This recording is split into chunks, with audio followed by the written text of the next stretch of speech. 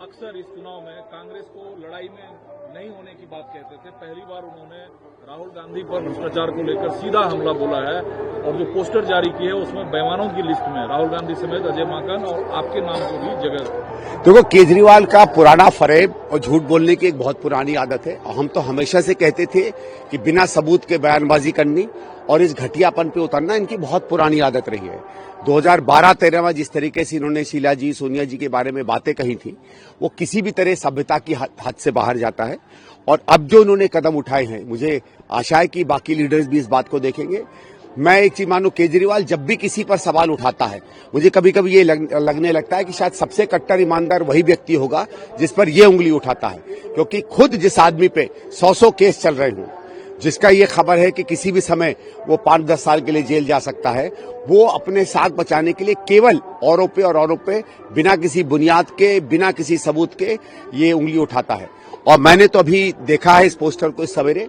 मैं आशा करूंगा कांग्रेस पार्टी भी इसको संज्ञान में लेगी और हम इलेक्शन कमीशन को भी इसकी रिपोर्ट करने वाले हैं। और मैं केजरीवाल जी पे इस चीज को लेकर सीधे क्रिमिनल डिफेमेशन की बात का भी देख रहा हूं। मैंने अपने लॉयर से बात की है, अगर बनता है तो हम इसको फाइल करेंगे आज ही। लेकिन जिस कांग्रेस को वो चुनाव में लड़ाई में नकार रहे थे, अब अगर वो कांग्रेस को अटैक कर रहे हैं तो क्या कांग्रेस के कैंपेन से, कांग्रेस के कैंडिडेट से उन्हें चुनावी नुकसान दिख रहा है? जिस वजह से स्वाभाविक है, वो तो है ही। ये आदमी तो कायर और डरपोक है ना। हमने तो कितनी बार कहा है कि एक भी सबूत लेके बगल में आ जाओ, लेकिन जो आदमी डरपोक होता है, जो आदमी कायर होता है, उसकी हिम्मत नहीं होती है कभी सामने आने की। और अब इन्होंने जब तो ये कल पूछा है, तो अब तो हम इनसे सीधे सवाल पूछेंगे कि क्या हुआ उन तमाम आरोपों का जो पिछली बार बता रहे थे। ये अब सवाल बनता है वाजिब। और ये बात भी लगता है कि केजरीवाल सीधे घबरा गया है, क्योंकि इसको 2-4-5 सीटें भले ही मिल जाएं इस चुनाव में, अगले चुनाव लड़ने लायक तो ये होगा ही नहीं, क्योंकि जो भी आदमी 3 साल से ज्यादा जेल में जाता है वो फिर कभी चुनाव नहीं लड़ पाता। लेकिन सवाल सर ये उठता है कि इंडिया अलायंस में वो हैं और कांग्रेस एक तरीके से इंडिया अलायंस को लीड करती है जी। राहुल गांधी को टारगेट करने के पीछे क्या पॉलिटिकल क्रोनोलॉजी केजरीवाल का रहा होगा? इनकी पॉलिटिकल क्रोनोलॉजी कुछ नहीं है। केजरीवाल की कोई चीज की सोच समझ नहीं होती है। उसको उस समय बैठे जो याद आ जाता है ये वो करता है। इसका सारा का सारा खेल अपने आप को बचाने का है।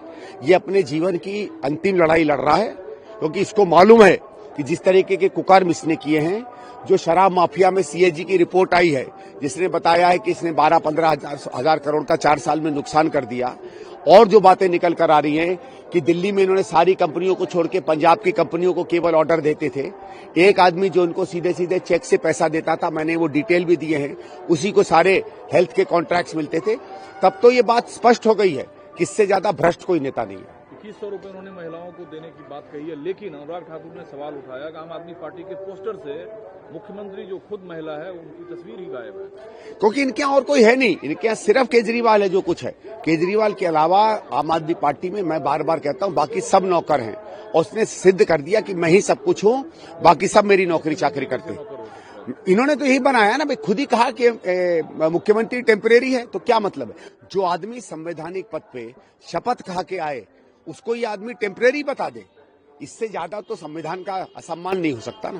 दूसरा सर, अमानतुल्लाह खान के बेटे का जो प्रकरण चला, उस पर अमानतुल्लाह खान ने कहा है कि जो एसएचओ है वो बीजेपी माइंडसेट का है, जबरन उन्होंने मेरे बेटे को परेशान किया। नहीं, इसके बारे में क्योंकि मुझे डिटेल नहीं पता है तो मैं बोल नहीं पाऊंगा। आप जो sir door to door campaign रोज कर रहे हैं, पिछले 15-20 दिनों के बाद आप खुद को कहाँ देखते हैं नई दिल्ली से? देखिए, हम तो ये बात समझ रहे हैं कि जैसे 10-15-20 दिन पहले जिन इलाकों में गया था, उसमें कुछ इलाकों में दोबारा जाने का मौका मिला है और बहुत अलग तरीके का रिस्पॉन्स है।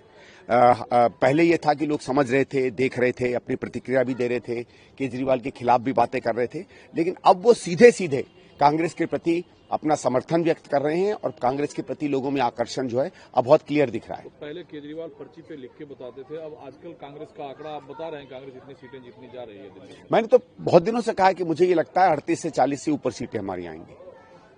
बीजेपी और हाँ, आज बीजेपी संकल्प पत्र अमित शाह खुद ला रहे हैं। केजरीवाल साहब ने एक मार्मिक अपील की है कि प्लीज उन चीजों को मत दोहराइए अपने संकल्प पत्र में जो आम आदमी पार्टी ऑलरेडी दे रही है जनता। देखो, अगर जो कोई और पार्टी दे चुकी है वो नहीं दोहराई जाए तो आम आदमी पार्टी कुछ भी नहीं दे पाएगी। इनकी महिला सम्मान योजना तो वही योजना है जो कांग्रेस कर्नाटक में चलाती थी। ये आज हेल्थ में जो फ्री कर रहे हैं ये वही है जो हमने राजस्थान में किया था, सिर्फ उसको नई तरीके से किया गया है। ये अच्छे और फ्री स्कूल की बात कर रहे हैं तो वो तो शीला जी के समय दिल्ली में स्कूल फ्री थे और अच्छी शिक्षा मिलती थी। ये जिन अस्पतालों में नए कमरे बनाने की बात कर रहे हैं वो तो कांग्रेस के समय बने थे।